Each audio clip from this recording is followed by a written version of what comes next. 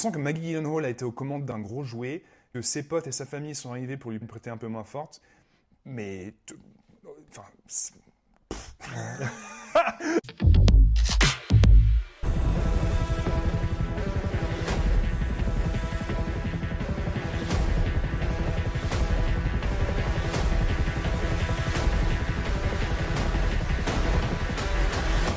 The Bride! Point d'exclamation.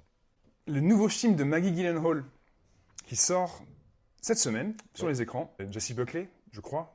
Jessie Buckley. Il me semble qu'elle est dans le film. Ouais, je pense. Actrice de Hamlet, là, la bonne actrice de Hamlet. Exactement, Ouais, ma favorite pour les Oscars. D'accord, oui, Jessie Buckley. Ah oui, d'accord. Penelope Cruz, Peter Sarsgaard, Annette Bening et d'autres. Excellent casting pour un film dont on va parler dans cette vidéo. Exactement. C'est un film qui a été fait, qui est sorti au cinéma.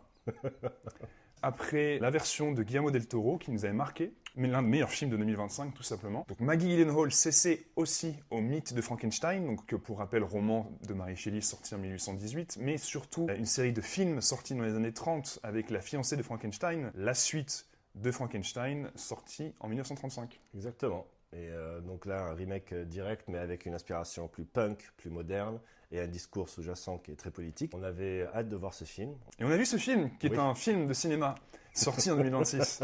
Mais comme d'habitude, avant de donner une critique sans spoiler, et peut-être une petite partie spoiler, s'il y a des choses à dire, merci d'avoir cliqué sur cette vidéo. Si elle vous plaît, n'hésitez pas à nous donner un petit pouce en l'air, à commenter si vous voulez parler vous aussi de The Bride. Et bien sûr, si vous aimez ce qu'on fait ici avec Cinéphage, à vous abonner, ça nous aiderait beaucoup. Pour reprendre un peu l'intrigue de l'histoire, c'est Frankenstein, la créature du docteur, qui se retrouve à Chicago dans les années 30 et qui va voir un docteur qui est joué par Annette Bening, à qui il demande de construire une campagne. Ça fait 111 ans qu'il erre un peu sans but et la solitude le pousse à contacter cette scientifique et lui crée donc une fiancée, jouée donc par Jessie Buckley. Et avec elle commence une sorte de danse macabre qui va les entraîner un peu dans cette spirale de violence, dans cette Amérique en pleine Grande Dépression, et donc nous donner ce deuxième film de Maggie Gyllenhaal qui n'a pas fait l'unanimité. Qui a réalisé ce film, je crois, qu'elle est derrière la caméra. Ah, quel enfer! C'est catastrophique! Donc voilà, t'en as pensé quoi toi de The Bride?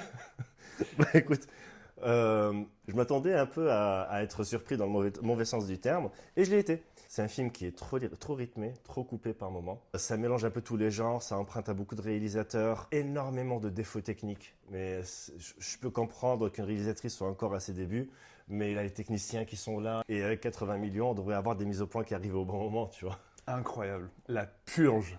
Ah, c'est... La purge. Alors moi, clairement, j'ai pas grand-chose à dire sur ce film. C'est peut-être l'un des pires films que j'ai vus depuis pas mal d'années.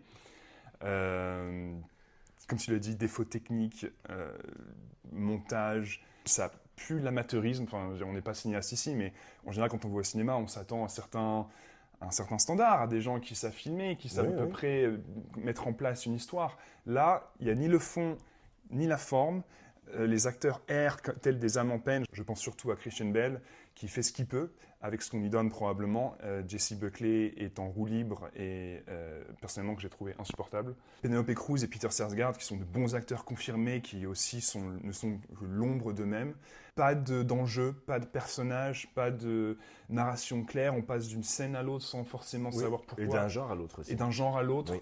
Des effets mal foutus, de lumière. Alors, on sent qu'elle a voulu faire un truc un peu original avec le Mary Shelley qui plane un peu sur le personnage de la fiancée de The Bride. Ida. Mais alors, il n'y a rien qui marche. J'avais mes craintes pour ce film. Je n'étais pas parti pour forcément le détester, mais vraiment, au bout d'une demi-heure, on se rend compte que ça ne va pas le faire du tout. Maggie Gyllenhaal avait sûrement des choses à dire. Il y a sûrement un thème qu'elle voulait aborder, effectivement peut-être un angle un peu féministe, une relecture un peu plus moderne du mythe de Frankenstein à travers les suites imaginées au cinéma. Mais vraiment, c'est pas possible en fait. Ouais, le thème est très intéressant. Il y a des sujets qui sont abordés, qui sont très intéressants. Sur est-ce qu'on possède tout ce qu'on crée? Est-ce que quelque chose qu'on crée nous appartient, ou est-ce que c'est quelque chose qui peut vivre par lui-même et qui peut devenir sa propre personne? Tout le côté aussi discours très féministe, où en gros la fiancée devient un peu une icône pop, très supportée par la population, qui est un peu un symbole de révolution, de progrès. Donc ces thèmes-là sont ultra intéressants et doivent être traités au cinéma. Sauf que là, ça se prend un peu les pieds dans le tapis très rapidement à cause de défauts de réalisation, à cause de les acteurs sont très peu dirigés, on leur donne pas vraiment de direction. Et tout le monde est mauvais.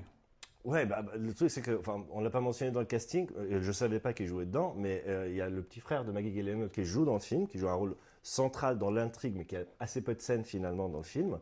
Et on peut pas s'empêcher d'esquisser un petit sourire en se disant, en fait, ça reste une affaire, à Hollywood, ça reste une affaire de famille en fait. Ça fait film. Alors Christian Bale, bien sûr, qui avait tourné déjà avec Maggie Gyllenhaal dans The Dark Knight en 2008. Jake Gyllenhaal, forcément le frère de Maggie. J'ai l'impression que c'est un peu une affaire de famille, de potes, où Maggie avait une idée, elle avait fait The Lost Daughter en 2021, que je n'ai pas vu personnellement, donc je resterai neutre à ce niveau-là. Si vous avez vu The Lost Daughter, n'hésitez pas à nous partager vos opinions, vos avis dessus. Donc on sent que Maggie Gyllenhaal a été aux commandes d'une grosse production, d'un gros jouet, que ses potes et sa famille sont arrivés pour lui prêter un peu d'aile, prêter un peu main forte. Mais... honnêtement, non, mais vraiment le montage c'est une horreur. Il y a des plans, il y a des choses quand même qui sont un peu des règles sous-jacentes de narration, chant contre chant, la façon de placer la caméra, le rythme des plans. Là, les plans n'ont pas les mêmes durées. Des fois, il y a une scène de repas vers le début où donc le personnage de Jessie Buckley est au plein milieu de la table. Elle est complètement contre-jour, on voit rien. C'est même pas un effet de style intéressant, c'est juste qu'on voit rien en fait. C'est ultra coupé, on se perd très vite, on ne comprend pas ce qui se passe. Au début, l'incrédulité, il était quand même de mise, et puis après, moi clairement, j'ai vu le désastre. Pour moi, c'est un désastre industriel, quoi. Avoir autant de talent en place, un tel budget produit par la Warner, avec une équipe, 80 millions de dollars quand même, et être face à ça, pour moi, c'est vraiment, c'est une purge à la fois technique, artistique. Le film dit pas grand-chose. J'imagine que ta note va être assez basse. Abyssal, 2 sur 10 pour The Bride. Désolé Maggie Gyllenhaal, une actrice que j'apprécie d'ailleurs par ailleurs, mais c'est le pire film que j'ai vu depuis longtemps. Rien à en tirer, rien à sauver. Peut-être les costumes un petit peu. Les costumes sont plutôt bien. À part ça, que ce soit musique, son, image, photo, acteur, histoire. Je vous demande de vous arrêter. Il n'y a rien qui va, c'est l'enfer. C'est vraiment incroyable de dire ça venant quand même d'une actrice qui a du talent et qui a été dans des bons films, etc. Mais vraiment, la purge. Il y a plein de films au cinéma en ce moment, on est plutôt dans une bonne période ciné. Allez voir d'autres films, sérieusement. Entre les Césars, les Goya, les Oscars, on est vraiment dans une période de bon cinéma. Il y a plein d'autres films à voir. Désolé Maggie, mais The Bride, non. Je vais être légèrement plus indulgent que toi, je vais mettre un 4 sur 10. D'accord. Parce que... c'est vrai que techniquement, le film, ça marche pas. Il y a trop de défauts pour qu'on puisse être indulgent, pour passer au-dessus, pour s'intéresser vraiment aux termes qui sont abordés. Maintenant, on va faire juste une petite partie très rapide avec spoiler. Ouais. Donc, attention spoiler. Il y a 2 choses qui, quand même, retiennent l'attention et que si on est assez indulgent, on peut vraiment avoir le message et le comprendre. C'est la dualité dans le couple. Où Christian Bale, c'est plus la nostalgie, la mélancolie. Il est très attaché à la culture pop, il adore le cinéma. Il veut ne plus devenir un monstre, mais être inclus dans la société. Alors que de l'autre côté, la fiancée, elle accepte, elle embrasse son côté monstrueux. Elle le revendique, elle lutte contre l'ordre établi et elle veut vraiment apporter du progrès.